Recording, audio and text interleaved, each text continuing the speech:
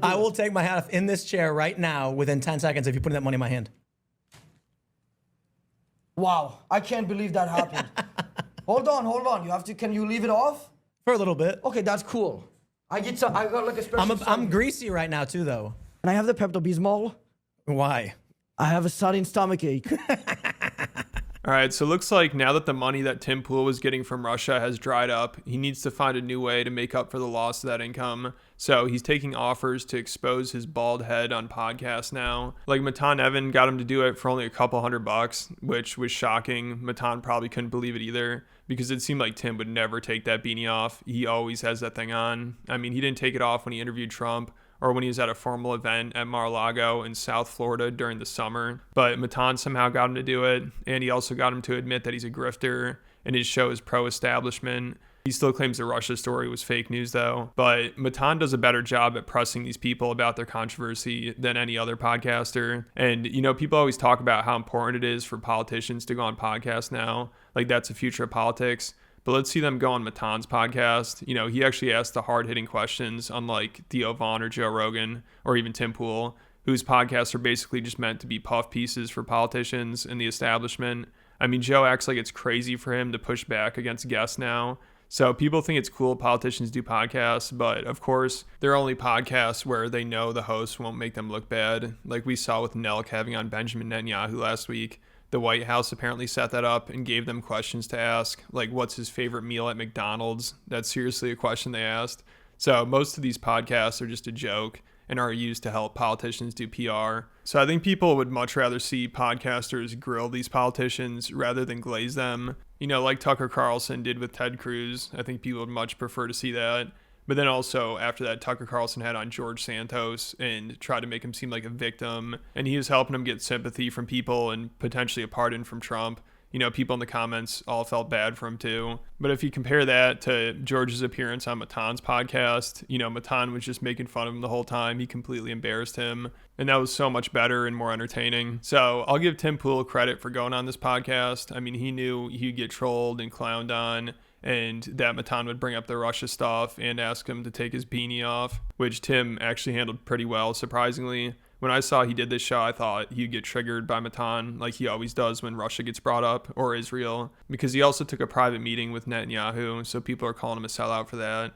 But when Matan brought this stuff up, he was actually a pretty good sport about it. I mean, of course, he still denies all the Russia stuff, but at least he'll talk about it and not get triggered over it. The one about Tim Pool, that guy, I don't know, he's like an online creator, was paid to promote Russian propaganda. This is just fake. You were not paid? I was paid a lot of money by a lot of people. I heard that there was that guy, he was paid $100,000 per episode to do it. Is that not true? It's not true. So why did people come up and go with that story then?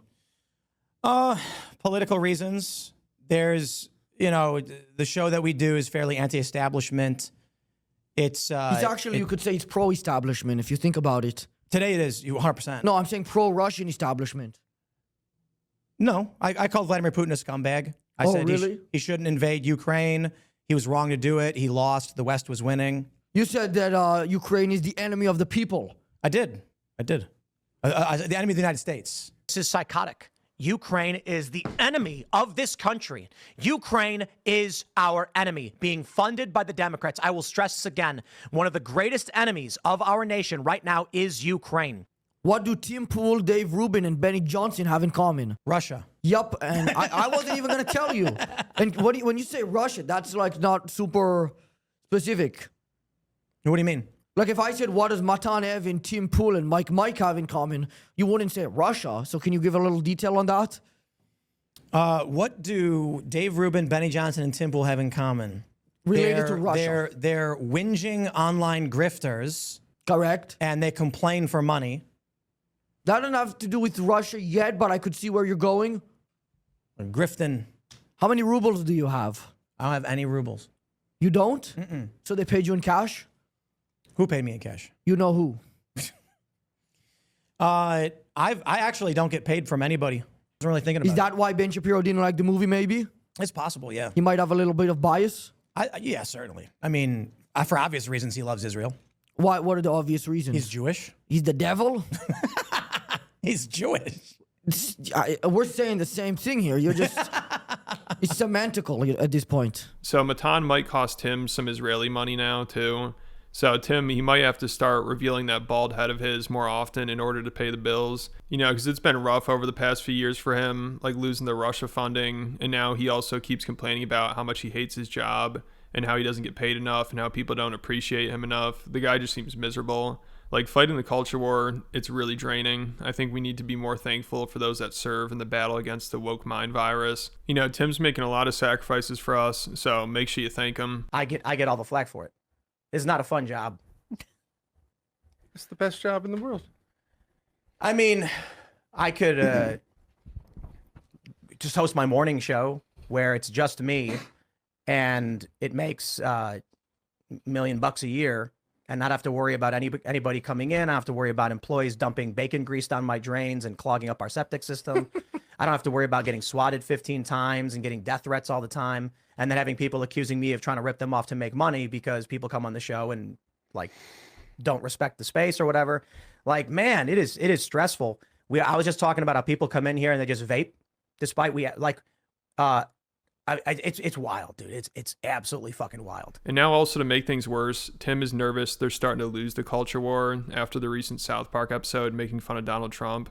You know, Tim did not handle that well because he's a big South Park fan, so he's really struggling with this. And eventually he came up with this theory to help him cope over it about how the South Park guys didn't really want to make fun of Trump, but Paramount just kept offering them more and more money until they eventually sold out and agreed to make fun of him. And also Tim made a bunch of other tweets and videos about this.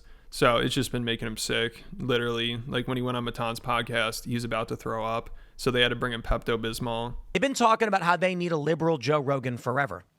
I'm willing to bet that these prominent liberal billionaires and corporate types were like, listen, why do people like Joe? Because he's edgy, he's off the cuff. He'll say things you're not allowed to say. How do we do this? Well, Colbert ain't it.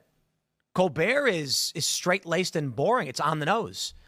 The South Park guys, $300 million per year they got in this deal. Wow. How does something like that happen? Here's my vision. They go to Matt and Trey and they say, we want you to go full-time South Park, mock Donald Trump, make him look bad. And they went, why? And they were like, we will pay you a lot of money. What's a lot of money? We will give you $30 million a year. We don't need $30 million a year. $50 million a year. Guys, we're rich. We don't need $50 million a year. Okay.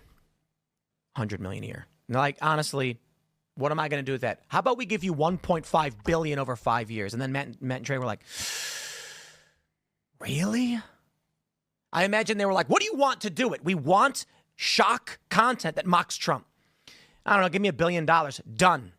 And they gave him $1 billion. Now, I don't know if that's actually what happened, but it seems pretty obvious. The only problem is they're phoning it in. Yeah, can we bring the Pepto-Bismol? I'm going to throw up. You're going to throw up? It's not a bit. I actually am going to throw up. You're going to throw up because I'm hitting you with such hard questions? It's true, yeah. I think it's because I ate a bunch of bacon. A bunch of bacon? And then when Matan tries to get Tim to take his beanie off, he brings up one of the only other times we've seen him without it, where some guy ran up to him and took it off, which I don't agree with, but Tim's response was hilarious. He says he wears a beanie, not because he's bald, but so people don't recognize him. I guess when he's not wearing a beanie, I would imagine, because when he's wearing it, that's how people do recognize him. Everybody knows him as the beanie guy. And then also at some point during this, Tim said it was part of skateboarder and hipster culture. Like that's really the reason why he wears it 24/7. And I'm sure most of those people get annoyed by the fact that he wears it all the time because now it's just associated with him. It is true. Like if I'm not wearing the hat, my people don't recognize me. If you're not wearing the hat. Because, yeah, people don't So recognize that's me. the exact opposite of what you said back in the day. No, that's what I said. No, you There said was that you wear the hat so these motherfuckers don't recognize you on the street. No, that's backwards. I wrote down verbatim what you said, word for word. Oh, you're backwards. No, So- I'm not. So there was a protest in Boston where this guy pulled my hat off. Yep, that's what I'm talking about. I got super triggered. Yeah. But it wasn't because he pulled my hat off. It was because this Antifa guy took a swing at me. With the dictionary definition of the word bigot. You are the oppressor! All right, have a good day. Bro, you come near me ever again, you won't have any teeth. You understand that? I understand. Don't fucking touch me. Come here. You wanna know why I fucking wear the hat? Yeah. So these motherfuckers can't fucking recognize me when I'm on the street. You wanna take a picture of me so that I'm easily identifiable? There's no photos of me without them. Well, you know, you look way more conspicuous and like recognizable walking around in a jacket and a beanie in the summer, right? That's my point. So you want to be recognized with the beanie on? Well, I do that when I'm doing events where I want to be recognized. Can you stand up, please, with us and put your hand on your chest? No. You can't do that for the army? No. Why? You know where I'm going? Because with you, huh? you're going to say something about Israel. No, I was gonna say, everybody, please stand up, put your hand on your chest, and please remove all your hats. So can you do that? Nope. And can you tell me why? Nope. You can't tell me why? I can't. And then after this, Matan eventually gets him to take it off, which was really surprising. Matan definitely didn't think Tim would do it. He kept saying there's no way he'll actually do it. So he must really like Matan because obviously he never wants to take that thing off. And now that he finally has, this clip is going to go viral, and now everybody's going to be able to recognize him. But Tim handled this podcast much better than some comedians did, like David Lucas. So it was definitely surprising that Tim actually wasn't that bad during this podcast. But if you want to hear about how he's been imploding over the past few years, I've been covering that over on Patreon. I also talked about how when Milo Yiannopoulos was on his podcast, he trashed Dave Rubin for taking Russian money, and he forgot Tim was part of it, so Tim got really defensive, and it was just really awkward. And there are over 140 other exclusive videos on there, so it's definitely worth checking out. I'll put a link in the description.